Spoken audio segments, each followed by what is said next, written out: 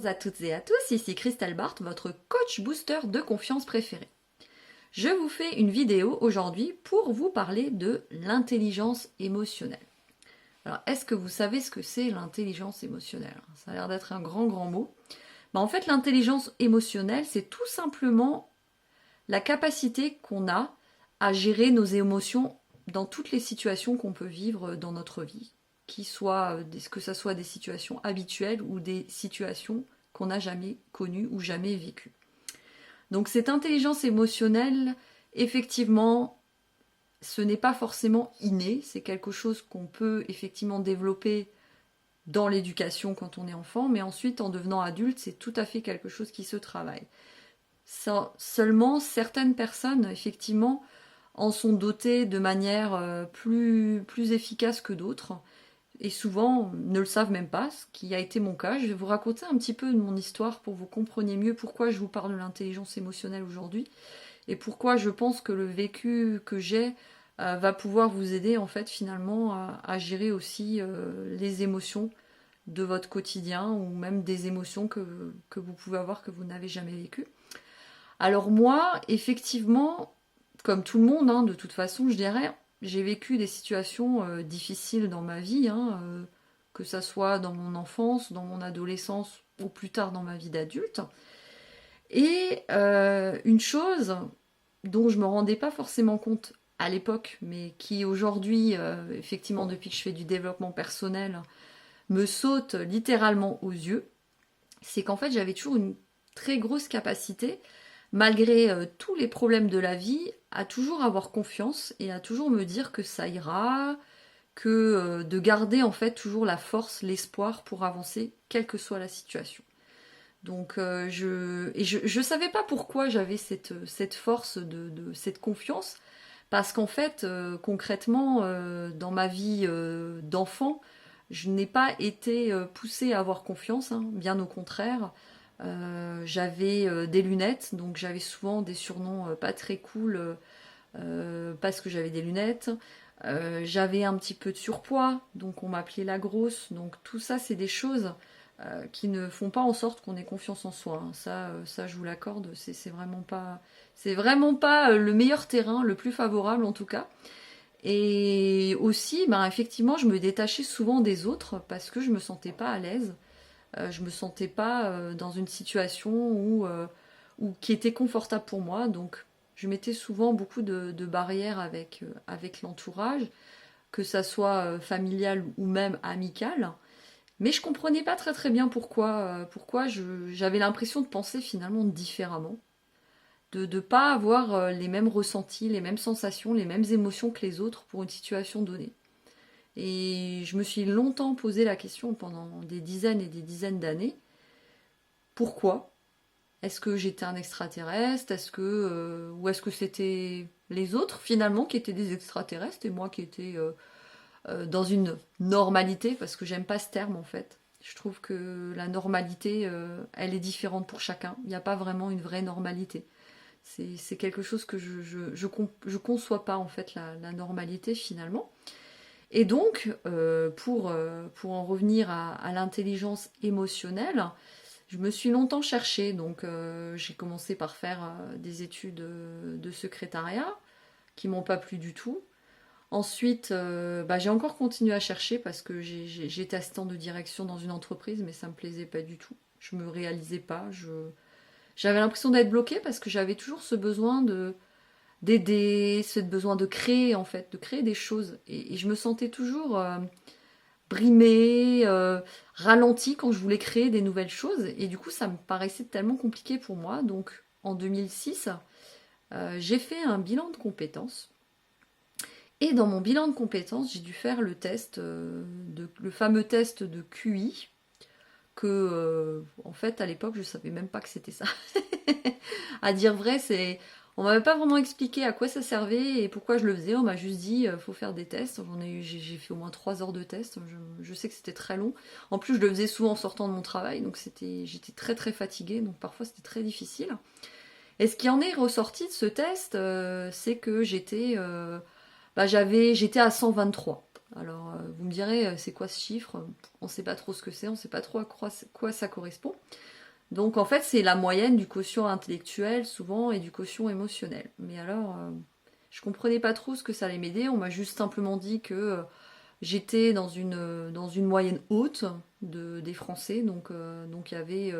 j'avais des capacités d'apprentissage et de mémoire qui étaient assez élevées et que je devais exploiter. D'où le fait que j'ai repris des études de droit, que j'ai très bien réussi. Donc j'ai réussi à faire un master en droit privé, donc j'ai été juriste en entreprise. Sauf qu'encore une fois, il y avait un truc qui me manquait. Je ne savais pas ce que c'était, je me sentais pas forcément dans mon élément. J'avais envie d'aider, mais moi j'avais pas envie d'aider euh, forcément de la manière dont je pouvais le faire dans le métier. C'est vrai que moi j'avais besoin de donner des conseils, j'avais vraiment ce côté-là que je ne pouvais. En fait, finalement, c'était pas pour ça que j'étais rémunérée dans mon travail. Malheureusement, c'était pas le conseil juridique, donc c'était plutôt un autre service où je ne faisais aucun conseil. Indirectement, parfois, ça m'arrivait d'en donner parce que j'estimais que c'était nécessaire, que ça pouvait aider aussi un petit peu la personne, mais je sortais un petit peu du cadre, du contexte, mais voilà, ça n'avait pas de conséquences directes par rapport à l'entreprise, hein. C'était juste des petites choses rapides, mais c'est là où je me sentais le mieux finalement, c'est quand je donnais des petits conseils rapides aux personnes, que je me disais, ah oui, là vraiment, je sens qu'il y a quelque chose. Et ce qui m'a fait finalement, encore une fois, chercher pourquoi je sortais du cadre, pourquoi on me disait tout le temps que j'étais de bons conseils, que je sentais les choses. Quand quelqu'un de nouveau arrivait, mes amis me demandaient souvent qu'est-ce que t'en penses, est-ce que tu penses que c'est quelqu'un de bien, parce qu'en fait j'avais cette capacité à deviner en fait si la personne était une bonne personne ou pas. Donc plusieurs fois ça m'est arrivé de dire à mes amis non, cette personne évite. Et j'étais incapable de savoir pourquoi j'avais cette intuition, ce côté de ressentir les émotions des autres, hein, parce que même une personne qui arrivait, qui avait du négatif, mais je le sentais très fortement et ça me dérangeait énormément. Moi j'étais une éponge à émotions, si on peut dire ça comme ça. Et je comprenais toujours pas pourquoi j'étais comme ça, qu'est-ce que... Je me suis dit, bon, je suis comme ça, c'est tout, voilà. Je le cultivais pas, je m'aidais pas de cet avantage finalement, parce que finalement, aujourd'hui, je trouve que c'est une chance. Mais à l'époque, je me disais pas que c'en était une, je me disais, ah bon, ok, je ressens les choses, etc. Et parfois, c'était très fort. Et là où je veux en venir, c'est le moment où j'ai ressenti vraiment que ces émotions c'était exceptionnel. En fait, c'est le moment où mon papa est décédé il y a 2 ans. Et en fait, je me suis levée le matin et je savais que c'était terminé. Je peux pas l'expliquer, j'avais une impression, un fort sentiment à l'intérieur qui me disait c'est aujourd'hui. Et je me rappelle très bien, le matin, je me suis levée avec cette sensation très très désagréable, cette peur à l'intérieur. J'ai appelé ma sœur qui était à son chevet, et je lui ai dit, dis-lui que j'arrive, que je vais venir le voir, etc. Parce que je sentais que si je le faisais pas, je le reverrais plus jamais. Et je l'ai fait. Donc toute la journée au travail, j'arrêtais pas d'y penser. J'avais très peur en fait finalement que j'ai pas le temps de le voir avant. Et dès que j'ai pu partir de mon travail, je suis partie très vite. Je suis allée à l'hôpital. J'ai vu mon père, je lui ai parlé, je l'ai embrassé, on n'a pas vraiment discuté, il était vraiment pas bien du tout. Et au bout de 15 minutes, il est parti. Et j'ai quand même pu le voir avant. Donc là, je vous dis que vraiment, cette intuition, cette intelligence émotionnelle, quand on la cultive, ça apporte des choses énormes. Ça change la vie. Et là, j'ai compris qu'il y avait quelque chose à faire, qu'il y avait quelque chose en moi que je pouvais donner, que je pouvais aider les autres parce que j'avais cette capacité à ressentir, à deviner l'autre, à deviner ce qu'il était, à ce qu'il peut apporter et voir son potentiel là où lui ne le voit pas. Et là, j'ai commencé à faire du développement personnel, vraiment, très fortement. Parce qu'après, je me suis un peu effondrée après le décès, j'ai fait une dépression. Bon, ça, c'est le développement personnel qui m'a permis d'en sortir, de me retrouver, en fait, de me choisir, d'être enfin la personne que je suis aujourd'hui.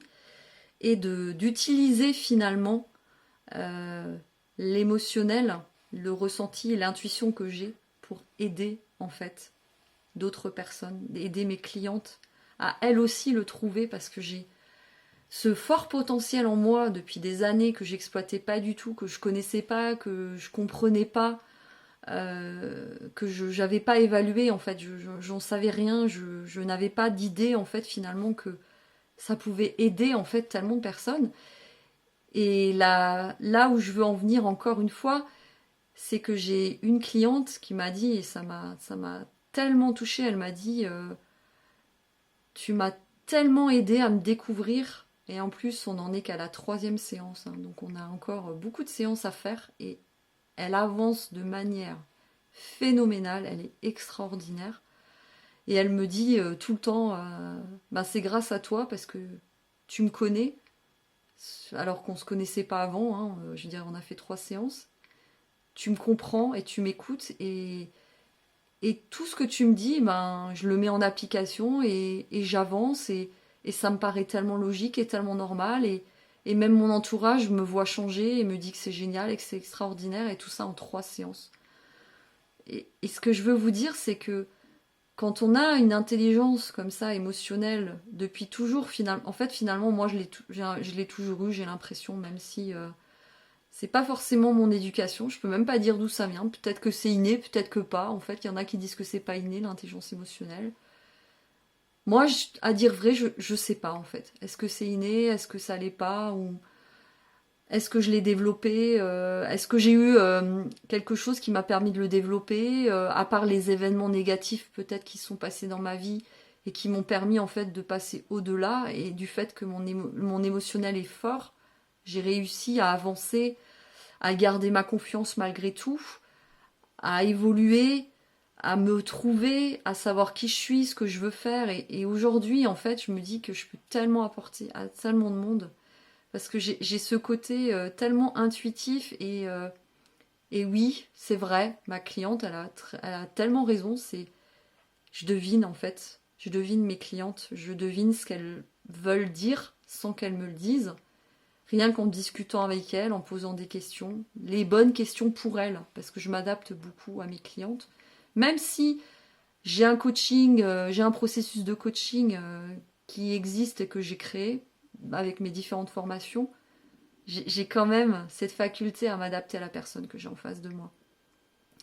Et donc, ce que je veux dire par rapport à l'intelligence émotionnelle, c'est que moi, j'aide à travailler votre intelligence émotionnelle dans mes coachings individuels, par un tas d'exercices et de choses très très, finalement très simples, comme ça quand elles sont dites, mais qui paraissent très compliquées. Notamment, je dis toujours à mes clientes, quand quelque chose ne vous convient pas, dites stop. Stop. Ce n'est pas ce que j'ai envie de vivre, ce n'est pas ce que j'ai envie d'entendre. Ça t'appartient quand c'est un jugement d'une personne qui va vous faire une critique. Ça appartient à la personne, ce n'est pas toi, et ce ne sera jamais toi. C'est son vécu, son ressenti, ce n'est pas le tien, donc tu ne dois pas le prendre pour toi. Ce n'est pas ce qui te définit, toi en tant que personne, c'est simplement le filtre de la personne qui est en face de toi quand elle apporte le jugement ou la critique, mais ça n'engage qu'elle, ça ne t'engage pas toi. Et ça, je veux vraiment que vous compreniez que toutes les émotions, quand on sait les gérer, et ça, moi, dans le coaching, je vous apprends à les gérer justement par tout un tas de méthodes. J'apprends même à transformer les croyances limitantes en croyances ressources pour finalement se servir en fait de nos croyances, se servir de nos émotions, mais pour qu'au final, elles nous servent dans le bon sens et pas dans le mauvais sens. Donc voilà ce que je voulais vous dire aujourd'hui, c'est que on a tous de l'intelligence émotionnelle, à différents niveaux certes, mais on peut tous le travailler, Et on peut tous gérer nos émotions, toute émotion, que ce soit du stress, de la colère, de la fatigue, de l'angoisse, du désarroi, tout, on peut tout gérer. Simplement, il faut les bons outils, la bonne méthode et la bonne personne pour vous aider à le faire. Et moi, je vous dis que je suis la bonne personne pour t'aider à devenir la personne que tu es. Je ne te change pas, je te révèle. Alors ose la confiance avec moi et viens me voir en coaching individuel. Et tu ne seras pas déçu par la transformation parce que c'est vraiment une réelle transformation que je propose dans mes coachings. Donc tu peux me contacter via Messenger ou tu peux voir ma page pro Facebook à laquelle tu es certainement déjà abonné si tu regardes cette vidéo. Et sinon, il y a aussi mon groupe Confiance Infinie où je partage également plein de petites astuces et de vidéos. Donc je te souhaite une excellente après-midi et je te dis à très bientôt dans une prochaine vidéo. Ciao ciao!